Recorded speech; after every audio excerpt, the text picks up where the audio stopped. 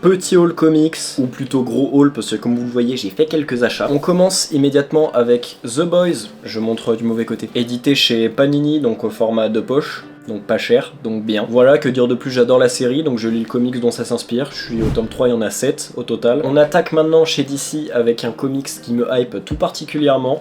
C'est Supergirl Woman of Tomorrow, donc qui inspire le film Supergirl qui sort l'année prochaine en 2026. J'avais dit dans mon précédent TikTok que j'étais pas fan de Superman, mais pour le coup Supergirl me hype beaucoup plus. J'ai l'impression que c'est un personnage vraiment plus intéressant. De toute façon quand je l'aurai lu je vous ferai une petite review. Parce que l'histoire a l'air vraiment cool en fait, c'est Supergirl en pleine crise existentielle, parce qu'elle se rend compte qu'elle sert plus à rien maintenant que Superman est devenu un boss. Donc elle se bourre la gueule en gros.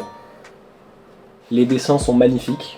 Vraiment, là, je choisis une page au pif, mais j'aime trop la DA. Pour la suite, je vous ai parlé dans mon précédent TikTok que j'étais en train de lire la saga Batman Rebirth. Et pour suivre cette saga, pour la compléter un petit peu, il y a tout simplement Selina Kyle Catwoman Rebirth, donc tome 1 et tome 2. Sauf que petit problème, il y en a 3 dans cette série. Le tome 1 trouvable assez facilement, c'est cool, c'est carré, vintage, pas cher, on est content. Le tome 2 un petit peu plus chiant à trouver, mais il est trouvable. Le tome 3 impossible.